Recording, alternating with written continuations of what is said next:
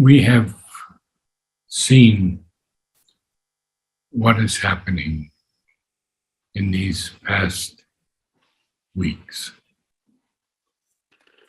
And we know that the secret of our birth can be found here on earth. What we are there, we are already perfect there.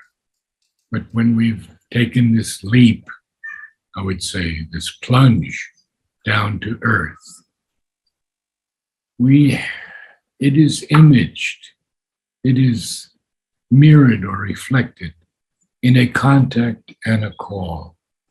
Now, Sri Aurobindo is very clear about this call, that if it comes to us, it is decisive. But we have to be certain that it's coming to us. If it comes from some other force, some dark influence, asuric being or whatever, it can mislead us. But the call of God is imperative. And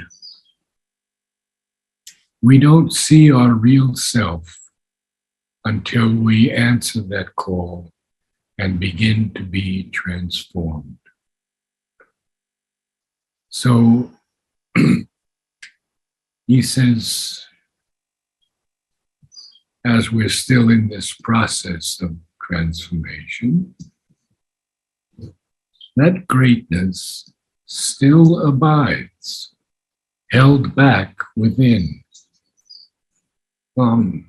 This is a very interesting line for me because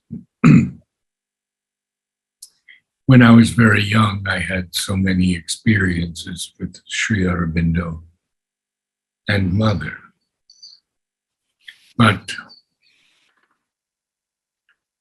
that greatness is still held back within because I have not progressed far enough to have it brought out fully through the psychic being.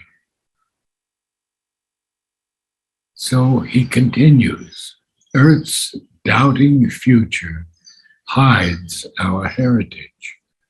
Well, we know what our heritage is. It's something inherited at birth, and in this case, even before birth. So this doubting future of the earth hides our heritage. We are seeing these days extraordinary changes on the earth. Floods in virtually every country, huge floods. 42 degrees centigrade in France, unheard of. And what is happening, we would ask? Well, the supermental is at work, of course. And I've heard from some people that the earth is going through this upheaval because eventually the climate is going to level out and the very cold climates will become warmer and the very hot climates will become cooler. We're not seeing that yet.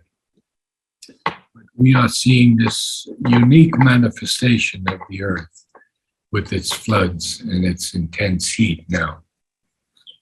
So Earth has a doubting future. It's not sure that this is going to happen, this transformation. But there's a colon after the word heritage. And therefore, Sri Aurobindo wants us to know the light, now distant, shall grow native here. Well, that's all the inspiration we can hope for. That's the greatest inspiration of all times. And I've read to you before what Sri Aurobindo has written on light and what Mother had written to Dimitri von Mohrenschildt. If anyone would like it again, I can read it again. But that light that is now distant, well, now this was written, of course, before 1950.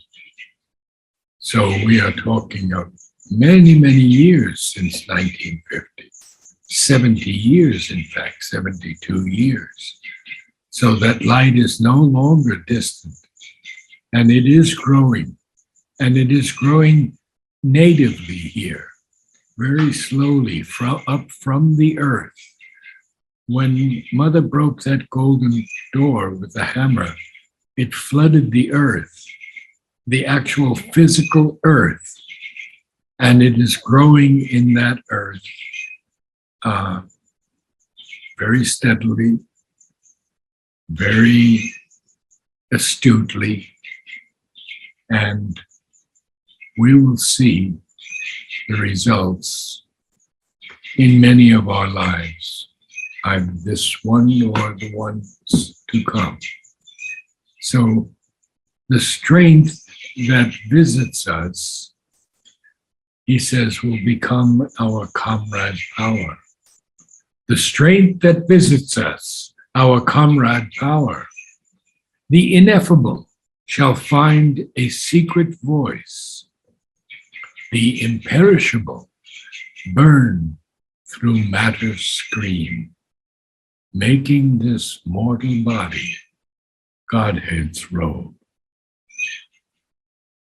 Wow, such a statement. It's more than a promise, it's an assurance that this strength of the supermind that now visits us shall become our comrade power, and the ineffable shall find a secret voice.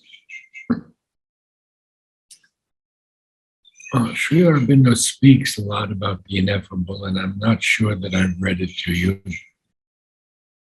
Could I ask someone to read it? Because it's very important. It is this essential indeterminability of the Absolute that translates itself into our consciousness through the fundamental negating positives of our spiritual experience.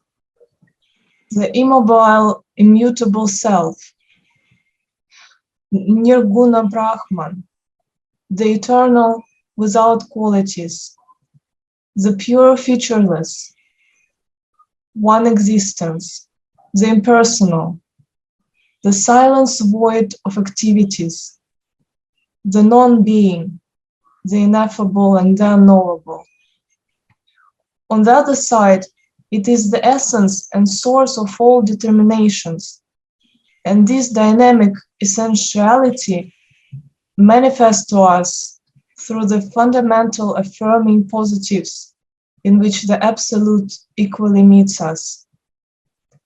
For it is the self that becomes all things, the Saguna Brahman, the eternal with infinite qualities, the one who is the many, the infinite person, who is source and foundation of all persons and personalities, the Lord of creation, the world, the master of all works in action. It is that which, being known all,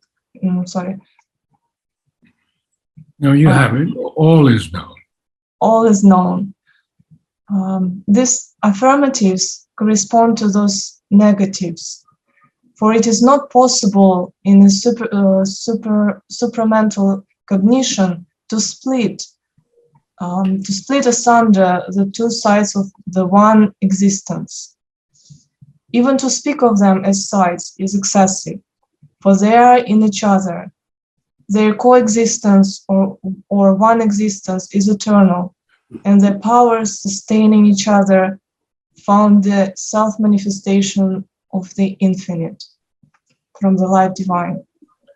Well, it's a very long statement, but we can easily understand it if we can understand the difference in the Nirguna and the Saguna Brahman. So this one existence, this ineffable, this unknowable, is on we can say in one aspect, it is, how shall we put it? It is impersonal, and it's the silence, it's the non-being, the unknowable. But on the other side is the Saguna Brahman, the eternal with these infinite qualities, and he is the Lord of all creation. He is the Word. He is the master of all works and action. It becomes very, very personal. It is that which being known, all is known. And these affirmatives correspond to those negatives. This Saguna corresponds to the Nirguna. For the Lord is everything. He can be evil. He can have hate. He can be vast, and he can be as tiny as a grain of sand. He is the divine. And so in our consciousness, we're constantly splitting things, making these dualities. But one, and that's even true of the overmind consciousness. But when we reach the supermind consciousness, everything is united. There are no dualities. There are no contradictions. So please continue, and we'll complete the next few things. Ishvara is Brahman, the reality, self, spirit, revealed as possessor, enjoyer of his own self-existence, creator of the universe and one with it, pantheos, and yet superior to it, the eternal, the infinite, the ineffable, the divine transcendence from the light divine. Next. The absolute is for us the ineffable from light divine. A transcendent bliss, unimaginable and inexpressible by the mind and speech, is the nature of the ineffable. That broods immanent and secret in the whole universe, and in everything in the universe. Its presence is described as a secret ether of the bliss of being, of which the scripture says that if this were not, none could for a moment breathe or live. And this spiritual bliss is here also in our hearts, from the synthesis of yoga. How beautiful. That it is immanent and secret in the whole universe, and everything in the universe. And yet, it is also here in our hearts. Wow. So, the strength that visits us becomes our comrade power. The ineffable shall find a secret voice. The imperishable burn through matter's screen, making this mortal body Godhead's robe. And I'm not sure that we've done Godhead, because there are a lot of things here. So if anyone could read Godhead, or Natalie, if you could continue. But the Godhead is all that is universe, and all that is in the universe, and all that is more than the universe. The Gita lays stress first on his supracosmic existence, for otherwise the mind would miss its highest goal and remain turned towards the cosmic only, or else attached to some partial experience of the divine in the cosmos. It lays stress next on his universal existence, in which all moves and acts. For that is the justification of the cosmic effort, and this is the vast spiritual self-awareness in which the Godhead, self-seen as the time spirit, does his universal works. Next, it insists with a certain austere emphasis on the acceptance of the Godhead as the divine inhabitant in the human body. For he is the immanent in all existences, and if the indwelling divinity is not recognized, not only will the divine meaning of individual existence be missed, the urge to our supreme spiritual possibility deprived of its greatest force, but the relations of soul with soul in humanity will be left petty, limited, and egoistic. Finally, it insists at great length on the divine manifestation in all things in the universe and affirms the derivation of all that is from the nature, power, and light of the one Godhead. So this essay on the Gita is so very, very clear that the Gita lays stress first on this supercosmic existence of the divine. Because unless we had that, we might miss this highest goal, because we would turn only to the cosmic aspect of the divine, which is a partial experience of the divine in the cosmos. Then it lays stress on his universal existence, in which everything moves and acts. And that is the justification of the cosmic effort. And that is the vast spiritual self-awareness, in which the Godhead, self-seen as the time spirit, does his universal works. And then thirdly, it insists with a certain austere emphasis on the acceptance of the Godhead as the divine inhabitant in the human body. So powerful. For he is the immanent in all existences. And if the indwelling divinity that is in us is not recognized, not only will this divine meaning of our individual existence be missed, but also the urge to our supreme spiritual possibilities will be deprived of its greatest force, because the relations of soul with soul in humanity will be left petty, limited, and egoistic.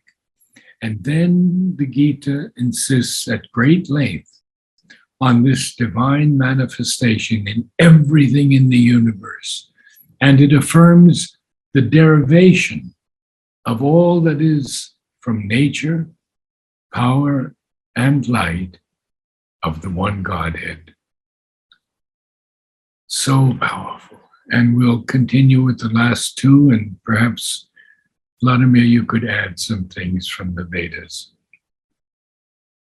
Please continue, Natalie.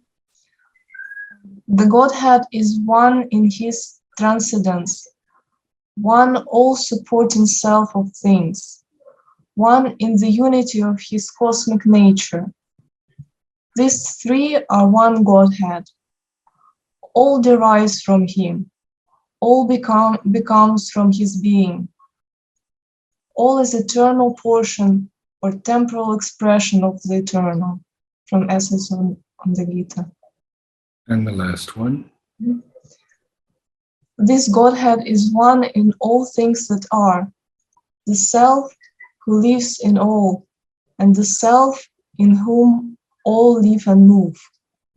Therefore, man has to discover his spiritual unity with all creatures, to see all in the Self and the Self in all beings. Even to see all things and creatures as himself.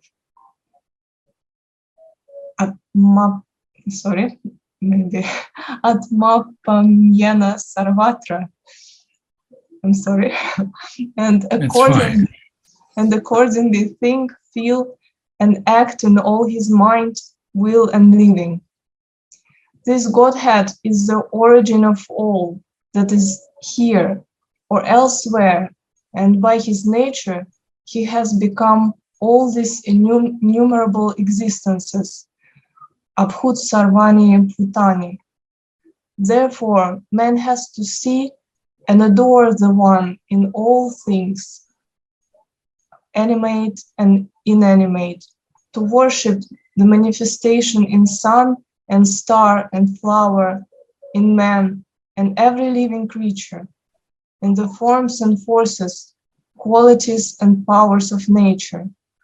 Vasudeva Sarvam Iti, from Essays on the Gita. Thank you. It is so important, isn't it, that we have to discover him in all creatures, to see this self, this soul, in everything, in all beings, and even to see all things as creatures of the divine, and accordingly think, feel, and act in all his mind, will, and living. This Godhead is the origin of all that is here or elsewhere, and by his nature, he has become all these innumerable existences. Therefore, we have to adore him in all things, and this is very important, animate and inanimate, and then to worship the manifestation in sun and star and flower, in man and every living creature, in the forms and forces, qualities and powers of nature. Vladimir. This vision of the individual as carrier of the Supreme is something Sri Aurobindo makes emphasis on in his yoga.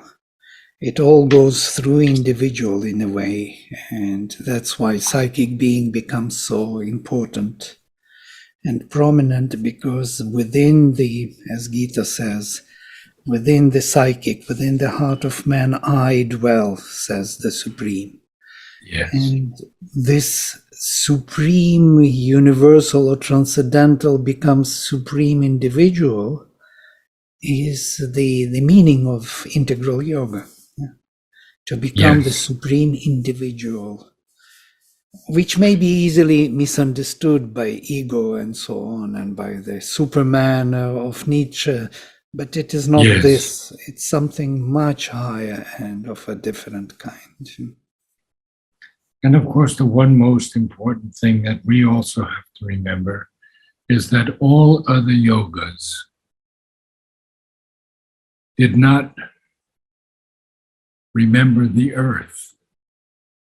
It is said that Buddha, when he was leaving, he did turn to look back at the earth with compassion, that Christ would come back to the earth in the second coming. But the transformation of the earth into a divine life was never considered in any of the old yogas or Buddhism or any of the other religions. It's always an escape or into a nirvana or a heavenly existence, leaving the earth behind. But Sri Aurobindo says the earth is extremely important. It's sacred, so sacred that it is a living being. And he told one of his disciples, Dilip Kumar Roy, that it is only taken form as the world, but it is a living being. And we have to remember also that all the characters in Savitri are also living beings or emanations through which we can contact, identify with them, receive their help. So I thank you all. I think our time is up, and we'll meet again next week. Namaste. Namaste. Thank you.